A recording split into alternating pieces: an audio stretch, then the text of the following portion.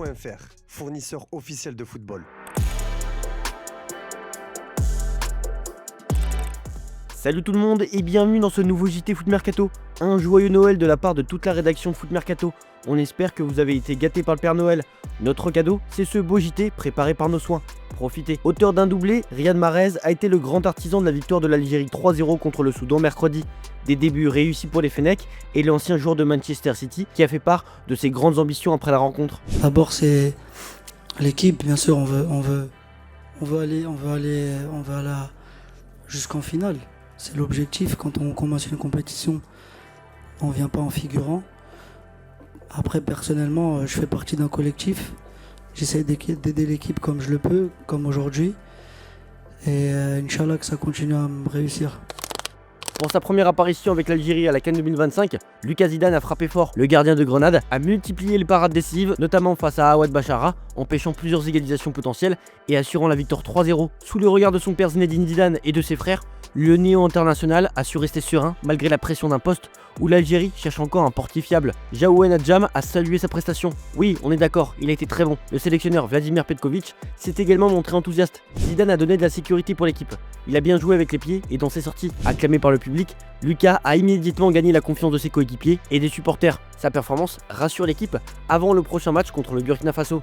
Rapidement, le jeune gardien s'impose comme un élément clé de l'Algérie, une première convaincante qui ouvre de belles perspectives pour la suite de la compétition. Notre journaliste Hanif Ben Berkane nous décrit l'ambiance sur place après la première victoire algérienne. Oui, tout à fait Valentin, je suis aujourd'hui au centre d'accréditation de Rabat, c'est là où se tiennent notamment les conférences de presse des sélections qui évoluent à Rabat. Aujourd'hui, il y a eu celle de Walid Regragui et de Thomas Saintfiet avant le choc entre le Maroc et le Mali. Mais globalement, aujourd'hui, un jour après la fin de cette première journée de CAN, on parle beaucoup de l'Algérie évidemment. Hier, il y a eu des belles fêtes dans les rues de Rabat. Il y a eu un gros public algérien sur place pour ce match et une victoire 3-0 face au Soudan avec un doublé de Riyad Mahrez. Donc on a le sourire du côté de l'Algérie, mais du côté du Maroc, on pense surtout au choc face au Mali. Francis Ngannou a frappé fort pour la CAN 2025. Le champion de MMA a misé 210 millions d'euros de francs CFA, soit environ 320 000 euros, sur un sacre du Cameroun avec une cote à 21. Partagé sur ses réseaux avant le match d'ouverture contre le Gabon, ce pari pourrait lui rapporter 6,72 millions d'euros en cas de victoire. L'ancien SDF, arrivé en France en 2013, poursuit une carrière exceptionnelle, cumule un gain record et une notoriété mondiale avec le Cameroun dans le groupe de la mort face au Gabon, le Mozambique et la Côte d'Ivoire. Ngannou mise gros sur ses lions indomptables. À peine vainqueur du Mozambique avec la Côte d'Ivoire mercredi, Amad Diallo avait déjà le regard tourné vers le prochain match contre le Cameroun dimanche, lors de la deuxième journée de la CAN. Voilà, déjà, on va préparer bien le match. On sait que voilà, c'est le Cameroun, c'est la belle famille, c'est un derby. Voilà, il ne faut pas sous-estimer, c'est la CAN. Voilà, on va bien préparer le match et ça va être un duel exceptionnel. Et on espère de gagner le match. C'est ça la mentalité d'un champion d'Afrique.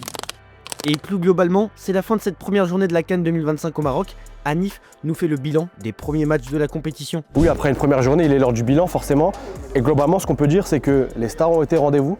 On a parlé de Brahim Diaz notamment lors du match d'ouverture, Riyad Mahrez qui a inscrit un doublé, et Mohamed Salah qui a délivré l'Égypte, Nicolas Jackson qui a implanté un doublé aussi avec le Sénégal. Donc globalement les stars sont au rendez-vous, tout comme les grosses sélections. C'est simple, dans le chapeau 1 et 2, toutes les équipes ont gagné sauf une, le Mali malheureusement. Mais sinon, toutes les grosses sélections sont au rendez-vous et d'ailleurs Walid Regragui ne s'est pas trompé. Pour lui, ça sera la CAN la plus difficile à gagner de l'histoire. Le gagnant aura le plus de mérite.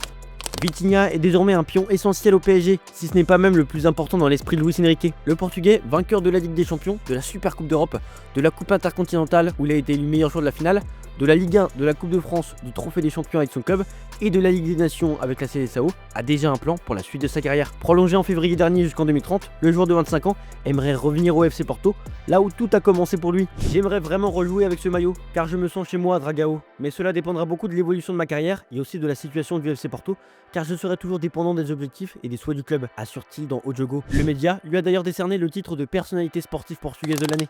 Alors que Karim Benzema a récemment laissé entendre qu'il pourrait envisager un retour en équipe de France pour la Coupe du Monde 2026, Gérard Bonneau, ancien recruteur de l'OL et artisan de sa formation, y voit un potentiel réel. S'il dit ça, c'est qu'il sent qu'il peut encore apporter quelque chose. Il marque toujours dans son championnat et pourrait encadrer les jeunes bleus tout en disant « Je suis encore là ». En 25 minutes, il peut faire basculer un match, assure Gérard Bonneau, qui connaît mieux que quiconque l'impact de Benzema sur un terrain. L'entretien complet avec Gérard Bonneau est à retrouver vendredi 26 décembre sur notre site. On vous invite à plonger dans le parcours exceptionnel de Karim Benzema à l'OL, le rôle décisif de Gérard Bonneau dans son ascension jusqu'au Ballon d'Or et la découverte de quelques anecdotes sur celui qui a façonné plusieurs générations de talents français, comme Alexandre Lacazette, Hatem Ben Arfa, Nabil Fekir ou encore Corentin Tolisso.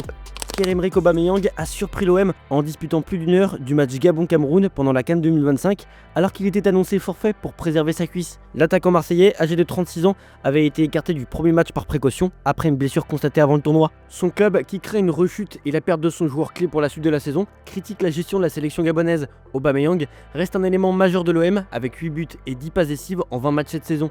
Naïef Aguerd est également en compétition avec le Maroc, mais sans incident. La CAN, qui pourrait être la dernière pour Aubameyang, est un objectif personnel important. Le staff marseillais insiste sur la nécessité d'un suivi médical strict. L'entrée précipitée du joueur a provoqué une fronde du côté de la canebière.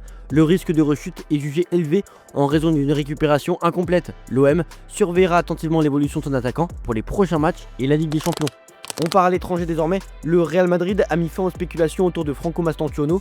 En interne, la position est claire, le milieu offensif argentin ne bougera pas cet hiver. Courtisé en Europe et parfois évoqué dans des scénarios de prêt, le joueur de 18 ans est jugé intransférable par la direction madrilène qui souhaite sécuriser sa trajectoire de développement. Actuellement en phase de reprise après une blessure à l'aine, Mastantuono conserve la pleine confiance du staff et de Xabi Alonso, et malgré une première partie de saison hachée, ses apparitions ont confirmé son potentiel avec une implication directe sur 2 buts en 14 matchs. Le Real privilégie la continuité, convaincu qu'un cadre stable et une intégration progressive sont les clés pour faire émerger un talent destiné à s'inscrire dans la durée à Valdebebas.